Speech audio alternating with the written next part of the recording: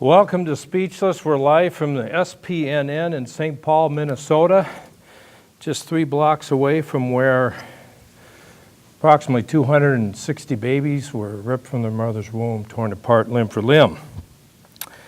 Despite that sad news, there is good news on the abortion front in that the U.S. Supreme Court upheld that the federal government can't spend any money for an abortion on an illegal alien and on a poor person. So, although the abortion already happened and you taxpayers paid for it, in this instance, the court ruled that that wasn't supposed to happen. But since it already happened, the court ruled the issue is moot. So, that's moot. So, but they still upheld the rule of law in this instance. So it's too bad. Another big deal happening is tomorrow I'll be filming at the appellate courts, Minnesota appellate courts, where Pro-Life Action Ministry is suing the University of Minnesota over the issue of selling aborted fetal parts, babies. Fetal means little ones. It's the word in Italian for baby, so, propaganda. So that's a big deal, and I don't know what the issue is, is whether they're, hey, we're suing you, you shouldn't have done this, you shouldn't have spent this money, it was illegal. I think it's for data practices issues to get the information of how much money the University of Minnesota spent, what were the projects, and Eric Cartle, which you'll hear and see a little bit later on the show, will be arguing that case before the Minnesota appellate courts. So a lot of stuff happening. No update on the T-shirt case out of the U.S. Supreme Court. That's what's interesting is we found out that Judge Gorsuch is writing a decision on every case, and he's writing long ones. And so that then delays everybody else. So there's even questions as to whether they'll get all the case answers by the end of the June. And so will they go into July? They typically don't, but there's still 26 cases, 25 cases yet to be ruled on. So it'll be an interesting thing. What can you wear in the polling booth? You can't. If you wear a cross in Minnesota in the polling booth, that could be seen as being political and sending a message which is unwanted, and you could be kicked out and not allowed to vote.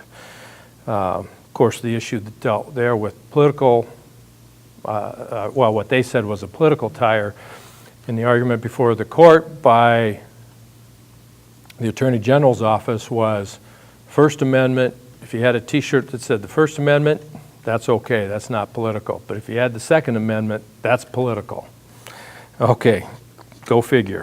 What a world we live in. Okay, judges running for office. It's interesting. Now, you need to know this, and you need to deal with it. There's no excuse. You cannot say, I don't know who's running for office.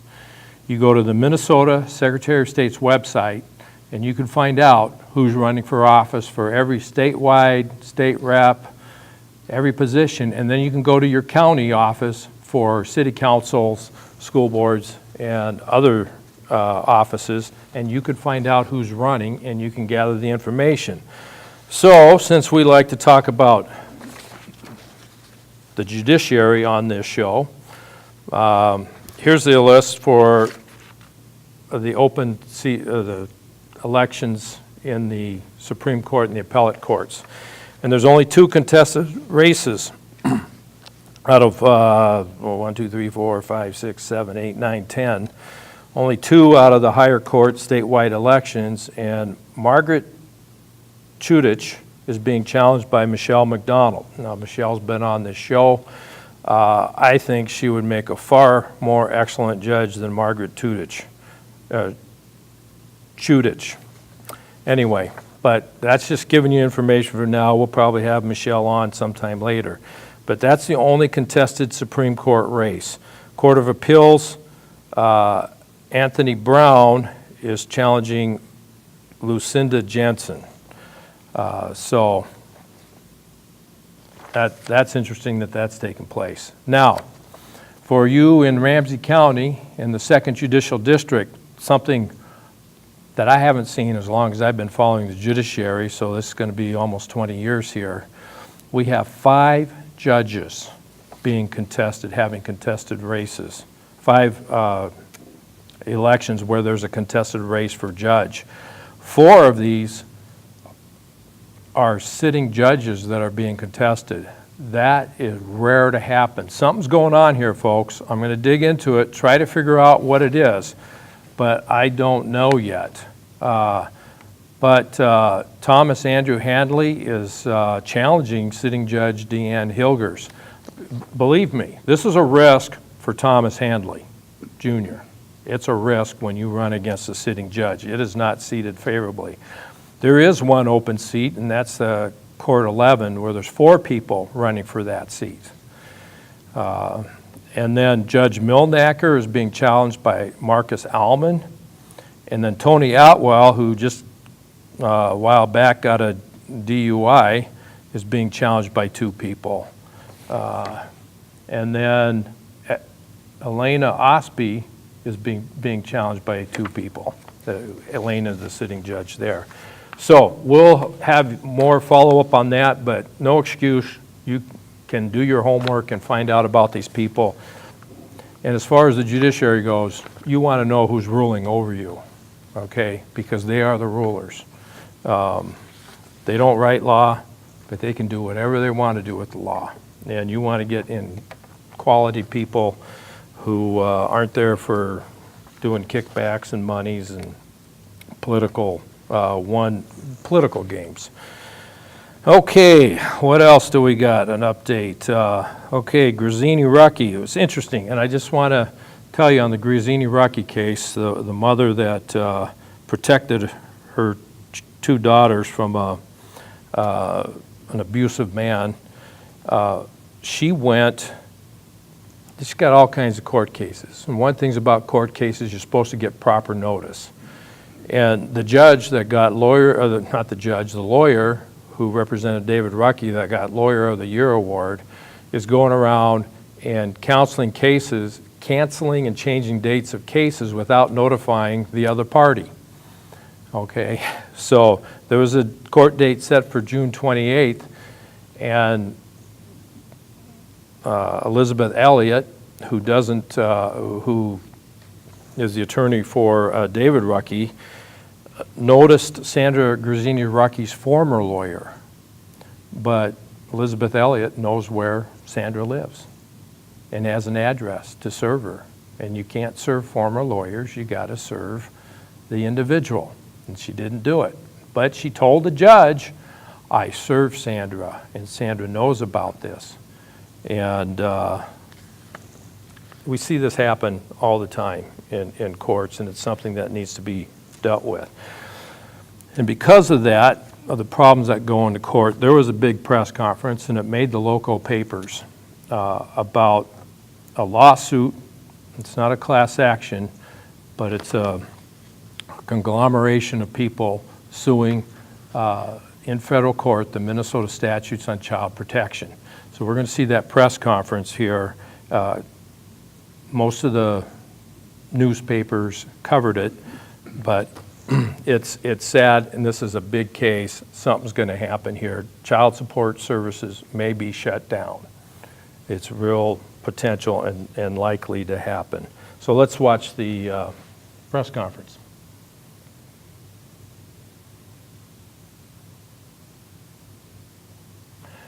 Sometime. Yes, thank you. Again, I'm following in Dwight Mitchell. It's a tough job. He's a very good speaker, and he's a very good client, but he's a very aggressive client. And I'm sort of shocked at how far he's gotten with this idea that it happened to me. My children were taken away without a proper foundation in law, and I'm going to start an association to do that. And so these people have been attracted by Dwight's leadership and Dwight's cause. And this is a victims group. I mean, it should shock everyone here and everyone watching. This is a victims group. I mean, this is no different than Jeff Anderson's group when Jeff Anderson sued the Catholic Church over child abuse. It's just here we're not representing 600 victims of sexual abuse. We're representing thousands of Minnesota children who have been separated from their parents unjustly. When we started, the first time about a couple months ago, I was really focused on Dwight's facts. But as Dwight introduced me to this victims group, my eyes started open to see what a broad systematic problem we have in Minnesota. And so the problem is, first, the commissioner of the Department of Human Services is in charge of everything. The commissioner, of course, advises the legislature on how to reform statutes and so forth. And so when we look at the statutes, we have all these problems. And these problems have been recognized by the U.S. Court of Appeals for the Eighth Circuit.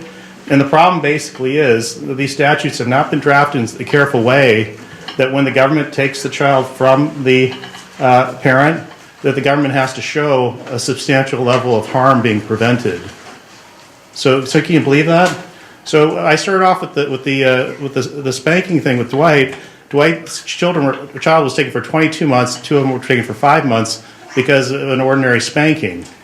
And then all of a sudden we're finding out all these other cases, a lot of them based on neglect.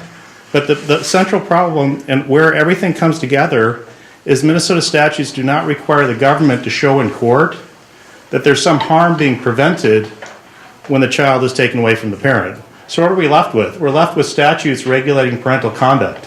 I mean, basically manners. I mean, a lot of these parents here are victims because the social worker said, you're being uncooperative. Well, since when is being uncooperative with a government official mean you lose your kids? And this is all kind of exponentially important because we have single parent families now. So the consequence of having the statutes drafted badly and the commissioner not administering them according to the Constitution and the courts not keeping an eagle eye out for abuses is that we're having all these separations that are unnecessary. In Dwight's case, the psychologist said, Dwight, the kids aren't getting counseling because of what you did. They're getting counseling because they're separated from you. And none of the government thinks that's ironic. Because, when you think about, we have great sympathy for the victims of sexual abuse in Jeff Anderson's case. But these kids are separated from their parents, in Dwight's case, for 22 months, no contact. That's bad. I mean, they're both horrific. And you can talk to these victims here, and they can talk about the experiences their children have had, the ones that have been returned or have had a chance to visit. So what has changed with the litigation strategy is we actually started with Dwight just saying, I want justice. And then he started the association. The association has succeeded beyond his wildest dreams as a victims association.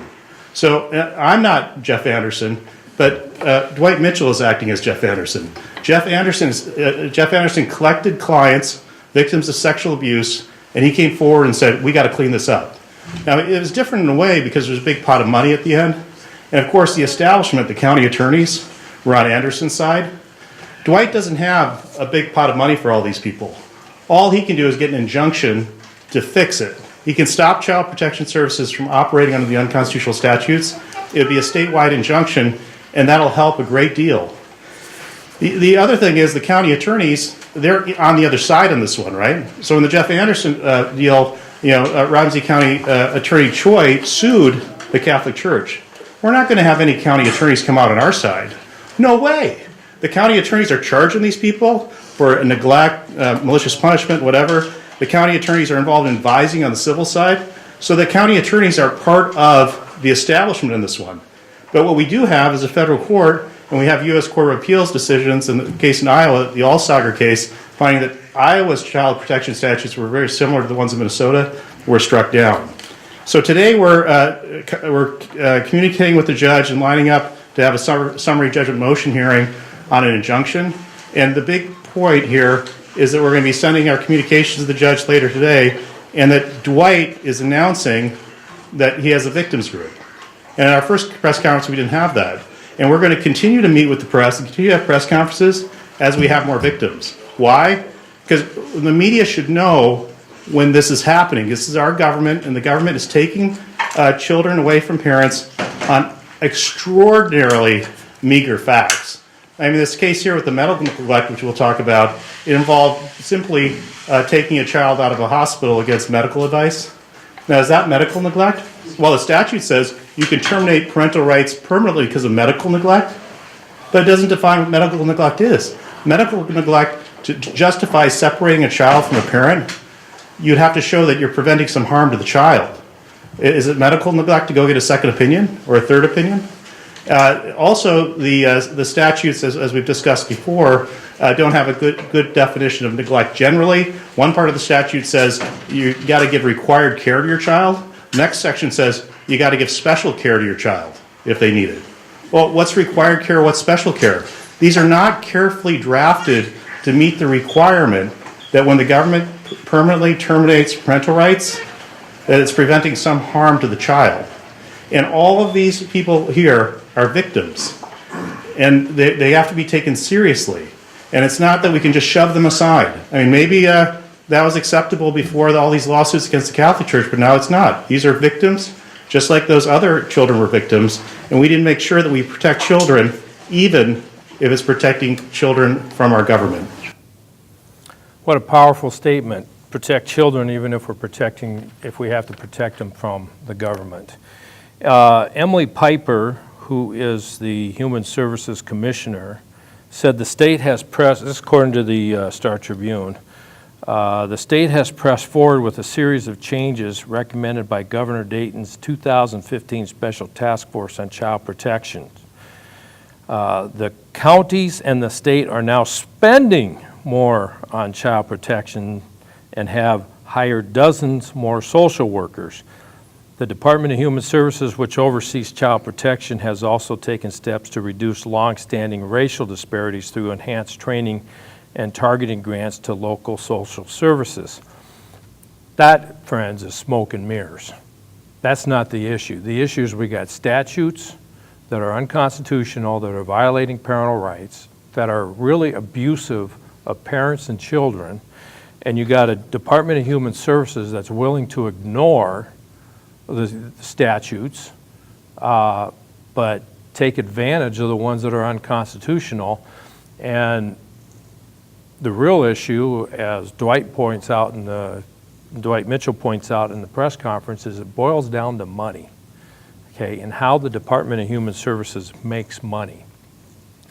Now, it's not up on the website, but pretty soon, under YouTube /SpeechlessMN, you will be able to go there and like my page, you'll get the videos, but I will upload the press conference so you can see the whole thing. It is a tearjerker. It's a tough deal, but you need to hear it. You need to know what the state is doing to our families. And so,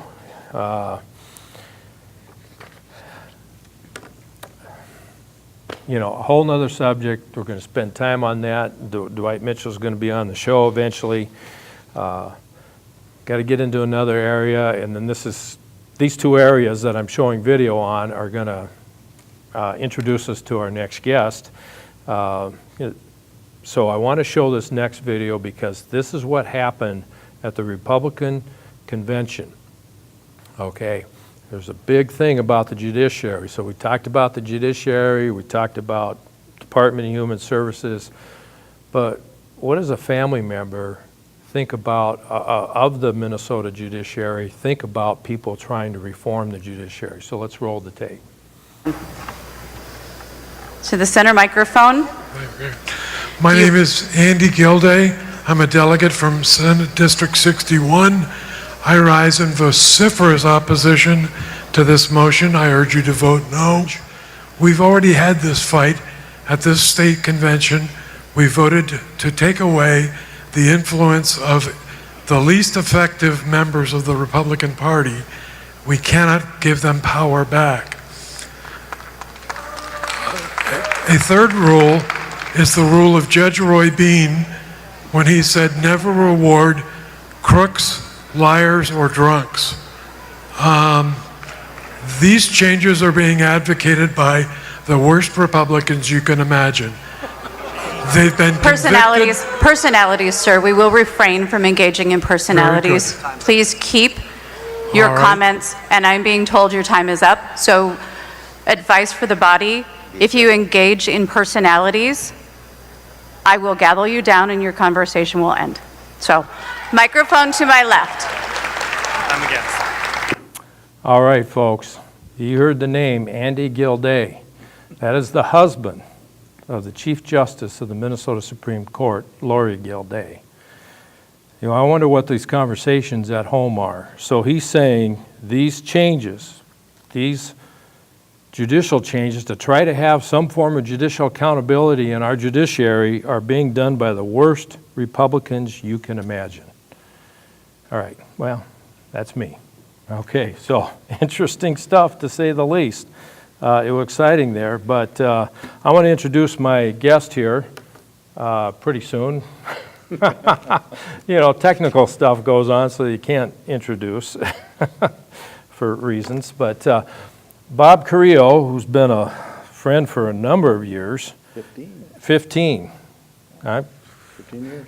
Wow. And actually, I think I started in the communication business by going on your show. I think that's true. And then I went to cable. Well, I had a cable TV program for 3 years. Okay, but I wasn't on that one. Well, I think you were for a panel discussion once. Okay. Yeah, I think you were technical support. It was Technical support. Yeah, it was entitled "You've Got to Be Kidding," Right. and it was brought to the viewing audience by the AH Network, the All Humiliation Network. It was great. It was fun. And I also had but I think you were on my radio program, too. I was on your radio program. Yeah. That's, I think, what happened Yeah, first. Common Sense Over the Back Fence on KDWA radio. Right. A lot of fun. Yeah, definitely. But it wasn't so much fun down at the Capitol, was it? Oh, well, still have scar tissue. I quote, you know, you once in a while that you went down there, and it's like hell, you know. Well, you mentioned the Department of Human Services. I was on the Commissioners Advisory Committee to DHS for 6 years. They threw a party when I stopped being volunteered to participate. You were a thorn in their side. I was a pain in the neck. And I was no day at the beach when I used to testify either. Yeah. But I was on overlapping statewide task forces connected to DHS as well as the Minnesota Supreme Court in the good old days that weren't the good old days. But Yeah. we were effective. We got our job done. Right. You know, and it's not a popularity contest, so. No, we got some good hearings on needed legislation regarding child support Yeah. and family law bills, but the anti-family people, which is mostly the Democrat Party, not all of it. Well, it's the nanny state. It's the nanny state. A A lot of lot of power and control issues. definitely, Yeah.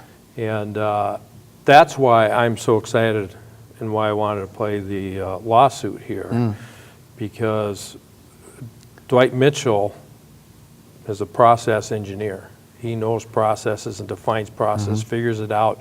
And Eric Cardle is one of the supreme Yeah, he is. lawyers in the United States. He's And excellent. pretty soon to be a two-time winner in the U.S. Supreme Court. By the way, can I dovetail into your discussion Yeah. about abortion on demand? Sure, absolutely. I mentioned this to Ann Corcoran, who writes the blog Refugee Resettlement Watch, and everybody should tune in and check out her blog. She's outstanding, along with Leo Holman, formerly with WorldNet Daily. Now he does his own blog, Robert Spencer, and so on. But I mentioned this to Ann one time in a conversation. I said, you know, this claim connected to the refugee resettlement issue, the Republicans want cheap labor and votes. The Democrats want votes in exchange for free stuff. Right. And the cheap labor argument just kind of made me twitch a little bit. Right. And because imagine, just imagine the Wayback Machine, see, 1974.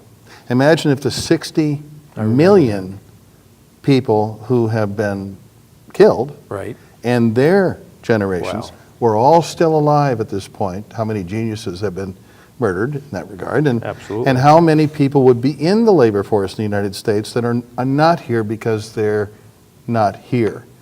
Abortion on demand. And she said, that's really an interesting argument. Well, why would the teachers' union be for abortion?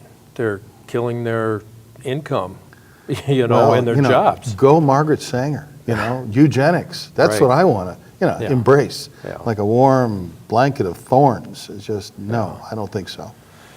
No, definitely. But there's something else going on. There's always And that's- something else going on. Minnesota is the... Yeah, that was a profound statement. I'm wasn't sorry. it? I'm full of those. No. Minnesota is the ground zero for this refugee resettlement scandal for the entire United States. And there are multiple components to this problem. Because we're ground zero, we have imported public safety and public health issues to Minnesota to have to deal with.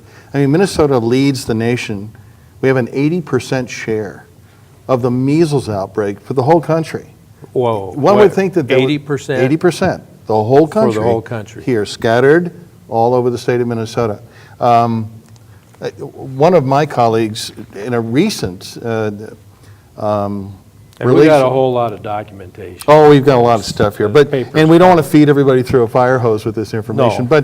But some of the stuff is really amazing. A gentleman by the name of Dr. John Palmer, Professor Emeritus, St. Cloud State University.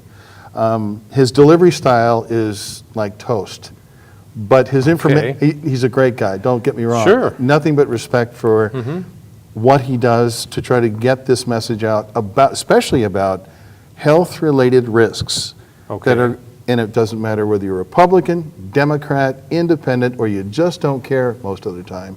This is going to impact every man, woman, and child in the entire state of Minnesota. So what are some of these health? Examples. He identified 747 cases, and this comes from the Minnesota Department of Health, which is interesting because the Minnesota media doesn't seem to cover much of anything.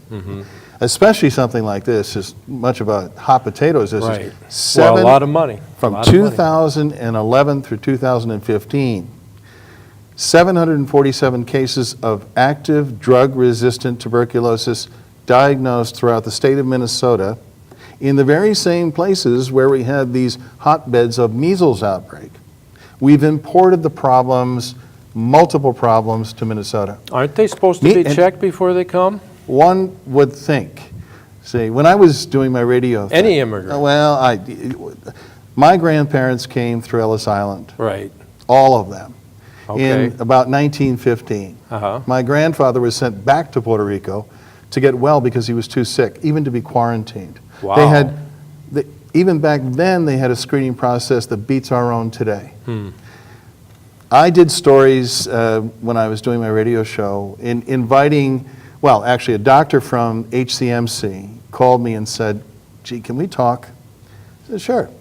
He said, an ER doctor, and he wanted to meet with me privately, and we did. And he said, look, I'm willing to go on air with you, but I have to maintain my anonymity. I said, no problem. Okay. We did 3 shows.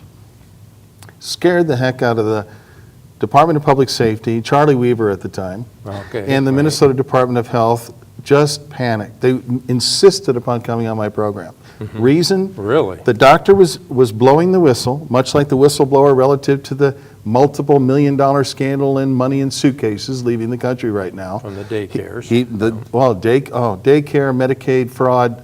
Oh, it's more than daycare? Oh, the Medicaid fraud makes the daycare fraud pale by comparison, but I digress. Okay. The physician comes on, he talks about all the diseases and parasites that are going through the doors into HCMC that they have no idea. They've never seen them, many of them. That was back then? That was around 2005 or 4. Drug-resistant, lethal, incredibly communicable, can spread like wildfire diseases. Leprosy, cholera. Wait, there's no leprosy in Minnesota. Let me repeat. Okay. HIV, AIDS, Yeah. drug-resistant active tuberculosis. That was 2011 through 2015 that the most recent report by Dr. Palmer identified. Back then, in 2005, they were seeing this. So we brought on, Charlie Weaver came on, the head of the Minnesota Department of Health came on, we talked about it, and their argument was, well, they must be being screened overseas before they get on the boat or the plane. And the answer was... They must be being screened? They never checked. Whoa. So the answer was, no, that wasn't going on. Much to their shock, no one was screening over there, and no one was screening as they were coming through the door here. That's a problem. And if you think So- that's bad, imagine we in Minnesota is a sanctuary, in effect, sanctuary cities, Yeah, Minneapolis and sanctuary St. Paul. They have statutes supporting that. Yeah. But thank you, mayors and city councilmen. Mm-hmm. But the screening process for illegals is really zero, because they're not supposed to be Yeah, here in the that's- first that's place. true. They came across the border. There's an incredible article identifying 20 communicable diseases. I won't get into the weeds here by trying to find it at the moment, by a forensic physician group who have really identified 20 communicable diseases. Many of them are lethal, and many of them we've not seen in this country forever. In Woodbury, 6 people died, I think, like 5 months ago. 11 more people hospitalized. Wait. Woodbury, 5 people died? 6 6? died. They're gone. From what? Tuberculosis. Okay. Drug That should be a headline. One would think. I mean, No, the Ramsey County It made the workhouse papers. It made the papers. got sued But barely. So 11 more people were for one person hospitalized. getting it, not alone dying. Well, and then you have the cost to the taxpayer. Cost $20,000 roughly per person even to begin to treat active tuberculosis. Now, back to Dr. Palmer's report, and the report that was generated by information created by the Minnesota Department of Health. From 2011 through 2015, 747 cases just in that short period of time identified and diagnosed. Now, since that time, they've done pretty much nothing to address that problem, which means you can triple that number probably between 15 and now. Plus, we exacerbate the problem by bringing in more people from overseas, from countries that sadly, health conditions are poor. Right, so if you want to have compassion, because this is all done in the name of compassion, let the illegal, How about compassion for the citizens of Minnesota? well, hey, why don't we say illegal, get screened before you come here? That's a One good would thing think. for. One would think. But And then I don't mean to be- remember that North Korean who escaped and had all the worms and all that kind of stuff, he wasn't getting help. That same HCMC doc talked about Yeah. a person who got off a plane, went to HCMC, and they pulled out a 8-foot tapeworm Uh-huh, from her, uh-huh. not screened at all. That's a problem. He blew the whistle because he saw that this was a public health menace. Well, exponentially this has, for want of a better word, metastasized throughout the entire state of Minnesota, and we're talking about 20 identified communicable diseases by physician forensic groups. In other words, from way back then, No, nothing's nothing. happened. No, we just brought in more of it. I mean, yeah, right. And I had somebody in the media today ask me Let's the double question, down. well, what's the solution? Okay, I've got the answer to the problem. It's really simple. Jeff Johnson, Councilman Jeff Johnson, doing yeoman's work in St. Cloud, Minnesota. His wife is a physician. His wife is a Okay. physician at the local hospital and a clinic. Didn't know that. He proposed, and he's a professor at St. Cloud State University also, a doctor. Oh, He proposed a moratorium, a timeout. Adults, as opposed to adult children on the city council, adults in the room are going, that makes sense. Let's do not only cost studies, but impact studies on the community, not just the crime and violence, which is just off the charts now because of this problem, but the that St. impact. Cloud's falling apart. Oh, it's a mess. Wilmer, St. Cloud, Minneapolis, Rochester, Owatonna. This is spreading all over the state, not just in terms of diseases, but the other very serious issues that are impacting all Minnesotans, and most Minnesotans have no idea it's happening right under their noses because of the media basically not doing their job. But anyway, back to the problem. Jeff Johnson identified the problem, proposed a moratorium, a timeout, And the rest of the city council in St. Cloud mocked him, made fun of him, Right. belittled him, and broke their own rules, including Mayor Kleiss, who I knew from when he was a state senator. They believe that they can outrun this problem. You can't outrun this problem. No matter where you go, there you are, as they say. And I got to tell you, Jeff Johnson, who's not going to run for re-election, sadly, For the he's St. had Cloud enough. City Council. He's had enough. Okay. He's been beaten up enough. Their solution to the proposed moratorium was to shoot it down completely, and then...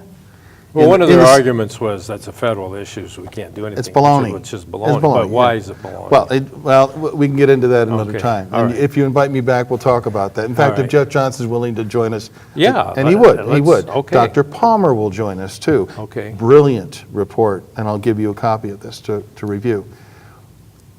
They shot down the moratorium, the timeout, to see kind of where we are at the moment, which makes perfect sense to an adult. And then they went ahead and, over his objection, made a proposal to declare St. Cloud a welcoming and just community. Oh, okay. I was so But we'll proud. make you sick. It made me, well, make you sick, might even kill you.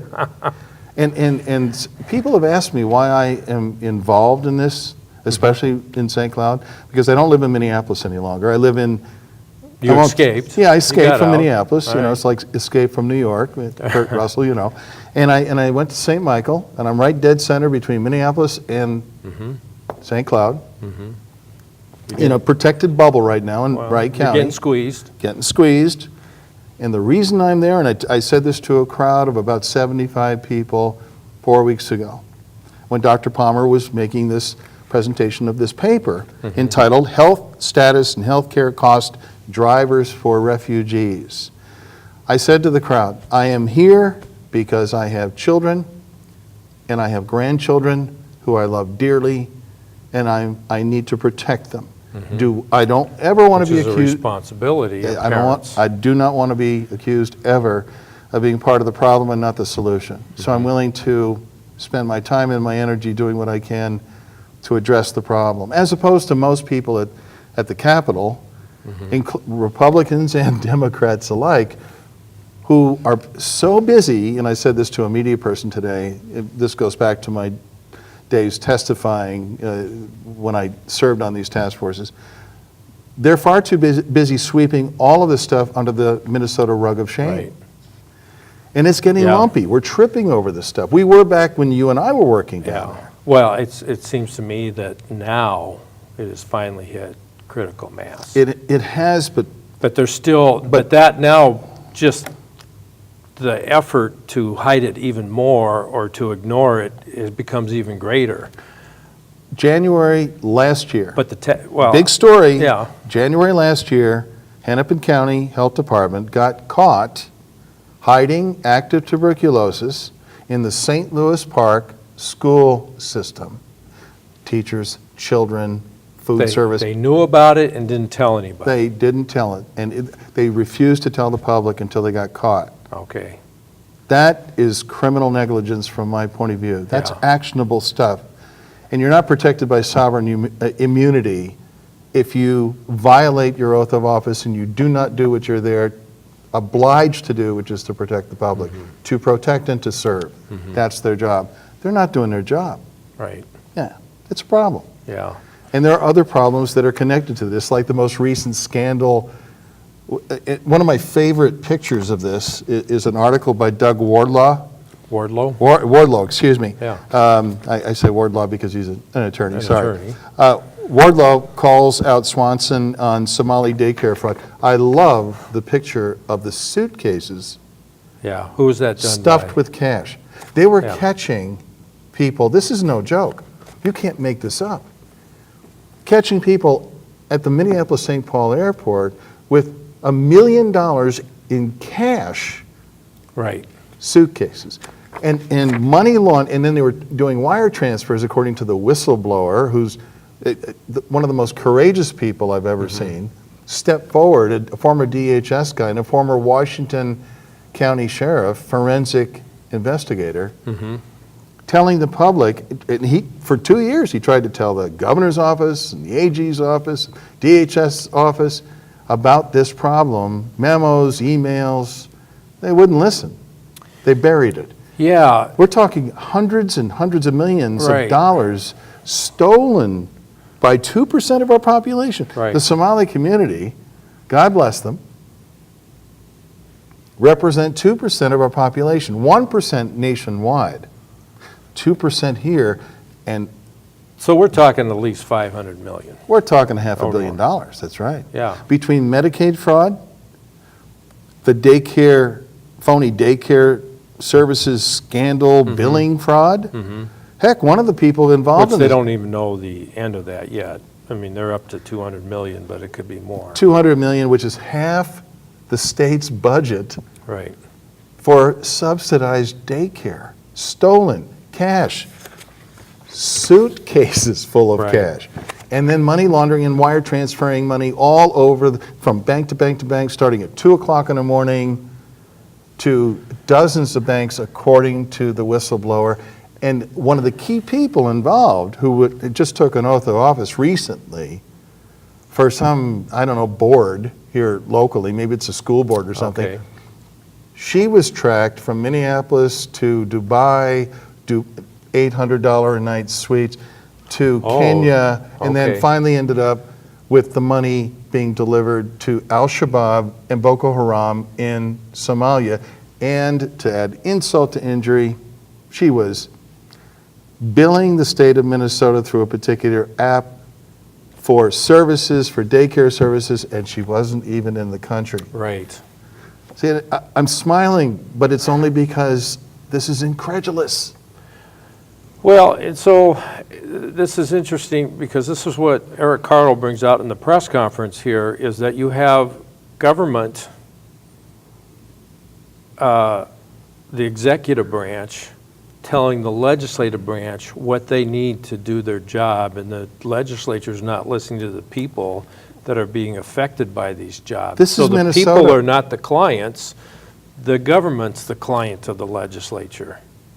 And Yes. so, And so what if they have these hearings, right? I mean, they're having hearings. Oh, They yeah. had a daycare I saw hearing. Jim Abler What did they do? grilling the whistleblower, being, And the and this guy's elder care abuse. absolutely And what did they do? nothing.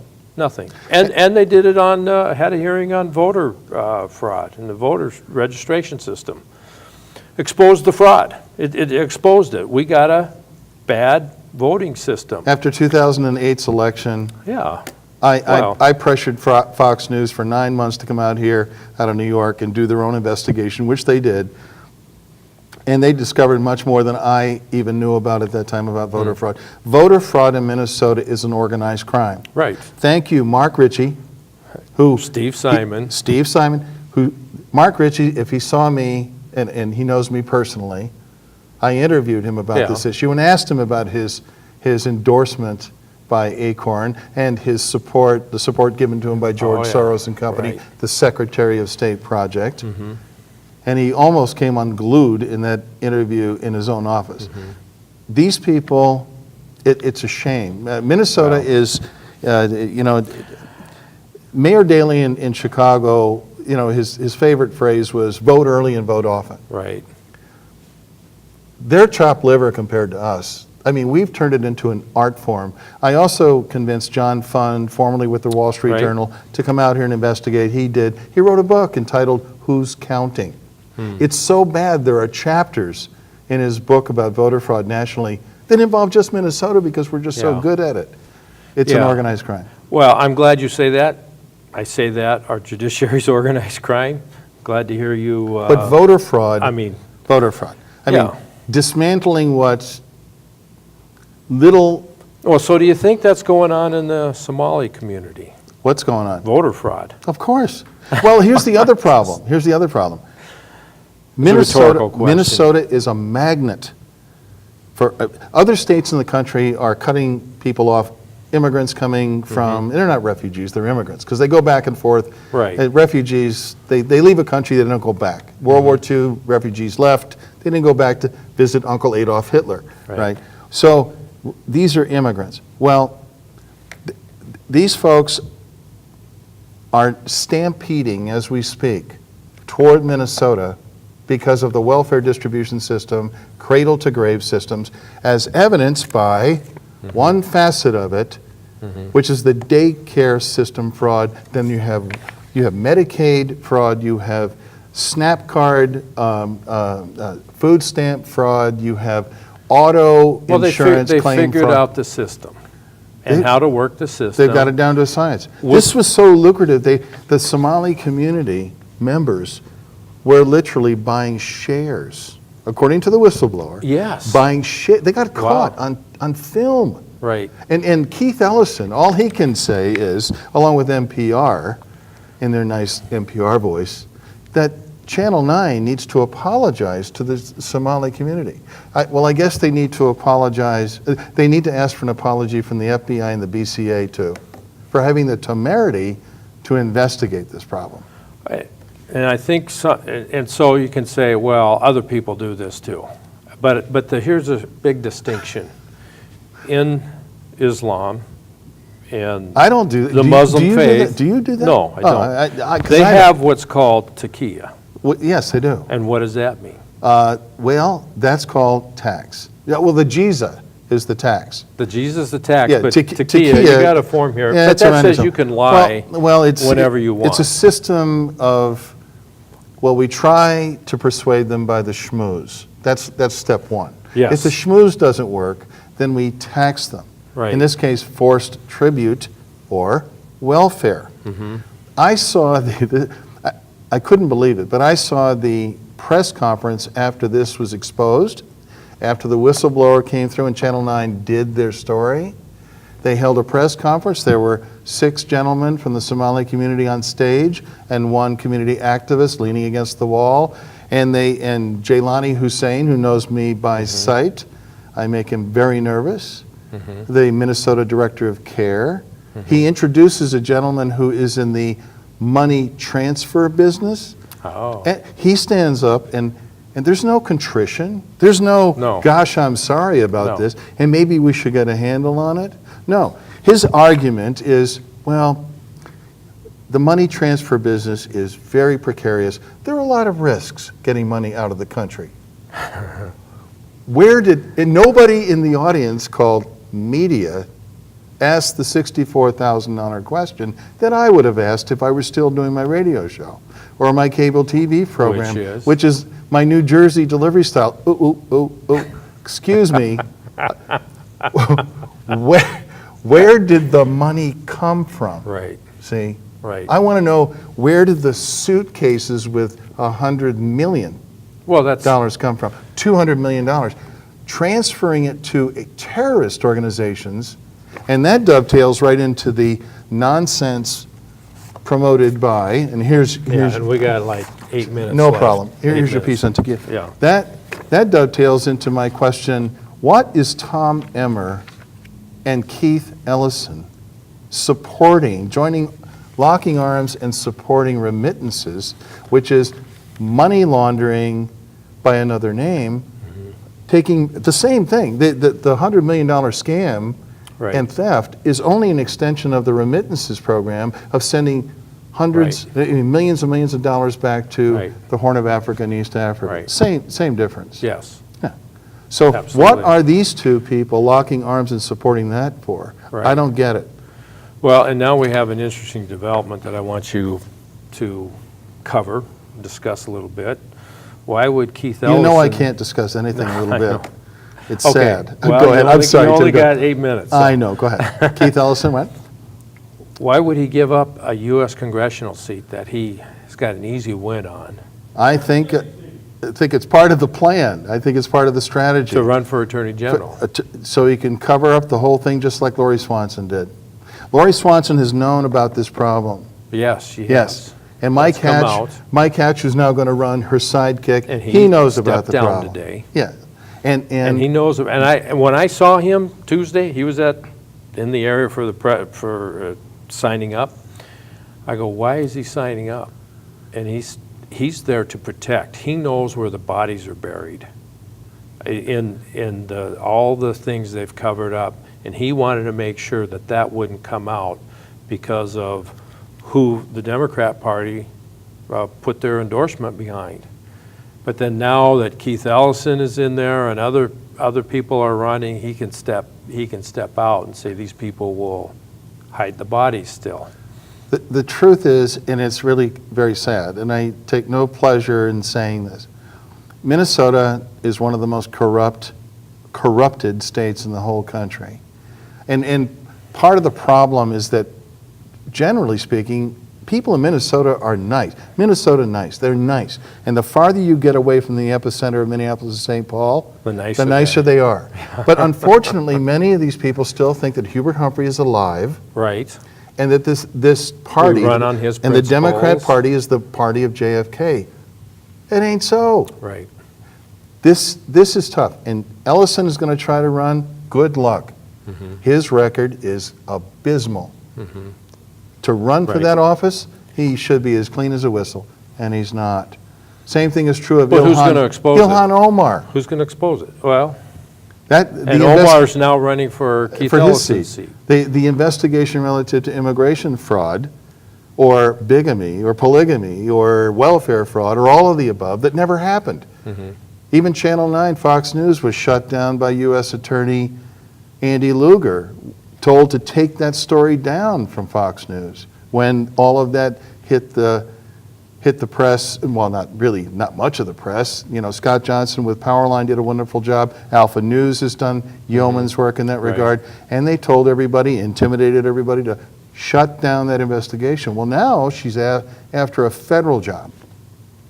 Now she's opened herself up to all kinds of scrutiny. Right. This is like Christmas in June between Ellison, Well- Omar, and the rest of these people. Will that scrutiny come? Will it be enough? Will it be in time? Well, they got I till hope so. August. People in Minnesota The need, investigation has till August 14th. well, people in Minnesota need to become aware. And between myself and some other folks that are like-minded, we're going to do our darndest to make them Well, aware. and that's why I say go to the Secretary of State's website, look it up, find out what's going on there. You can find all the candidates, and they'll have their web pages.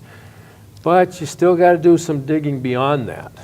And we need to encourage Channel 5, Hubbard Broadcasting, Channel 9, to be journalists. One of my best friends in the world before he died, and for quite a long time, was Dave Moore on WCCO TV. In spite of CCO's reputation, Dave would have done the story. He would have dug in. He would have researched it. He's the old style journalist. He was the Walter Cronkite of Minnesota back then. Great guy. See, and I can say that because I'm old. See, so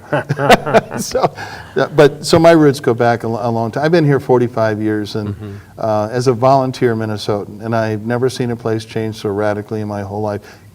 In just the last 15 years, keep in mind we are talking about 2% of Minnesota's population directly or indirectly involved with 80 to 90% of the chaos that's been created economically, crime and violence, theft of our taxpayer dollars and resources, and just general mayhem. This session, they were demanding $18 million in a block grant on top of the $2 million they got 2 years ago. And what was easier for them to get, the $100 million through daycare fraud or $18 million through the legislature? I think pretty much, They got it figured out. according to the Takia right? and the G's. There's no contrition here. We don't have to apologize, they say, for stealing money from the infidel who deserves to be. It is perfectly ethical and moral for them to do that, Well, to steal from the infidel, I which is vote no. you and me. I vote no. No, don't do that. No, okay. Yeah, we don't want that. No, we don't want that. Yeah, and we need people in office that are willing to stand up, be counted, do the right thing, and not Well- be wishy-washy. Yeah. Don't sit on that And that's a fence. problem with Emmer. I mean, when he was in the State House, he'd always go left, and then you'd have to pull him back. Now, You'd there's pull more- him back, he'd get his vote, and then he'd go left again. You pull them back. I mean, that's, Hey, here's the good news about Keith Ellison, I think. In the outlying areas of Minnesota, I think there are people who like Fidel Castro more than they like Keith Ellison. This guy's history is, he doesn't know whether he's Keith Maurice Ellison, Keith X Ellison, AKA Hakeem Ellison, Mohammed Ellison. He can't keep track. And I think he owns the state record for unpaid parking tickets. but yes. And I happen to know the That's true. 19-year-old staffer who he was engaged in a tryst with when she was working for him. He got a gag order against her that stayed in effect until the day after he was elected to Congress. How does that happen? He went to a judge in Hennepin County, and you know the drill. What judge was that? I'll tell you later. Oh. To be continued. I'll bring the gag order. Ah, That's what I mean about the corruption in watch Minnesota. the show next week. You know, we'll do more of this. And Yeah. there's no point. I'm here to make a joyful noise. I am a Christian, but I am not Okay. a pacifist. We got a minute left, and I want you to bring up this book you brought. Yeah, most people have heard of Saul Alinsky and the Rules for Radicals, his Right. book. That's Hillary's mentor. That book is dedicated to the first community organizer, and I kid you not, Lucifer. Right? Yeah, Yeah, it's in the book. Everybody can see it. It's called Milestones, and I can pronounce Saeed, and I can never pronounce that last name. It's Qutb. Right. This is the Islamist companion to Rules for Radicals. All right. Yeah, people should pick this up, and it's a short read, it's a great read. And by the way, if we can close with this, the FBI are looking for people, you know, although the media doesn't talk about this, we have other problems here, see? This is FBI wanted list, armed, 8 wanted by the FBI Minneapolis for alleged aid to terror organizations, armed and dangerous. There you go. Public safety, big And issue. public health, And public health. absolutely. Bob Carrillo, thanks for coming on the show. We'll have you back more and You're welcome. bring whoever you want. Very fascinating. Remember, where are we here? If you don't stand up for other people's liberties, who's going to stand up for yours? And good men don't do nothing. God bless. Have a great week.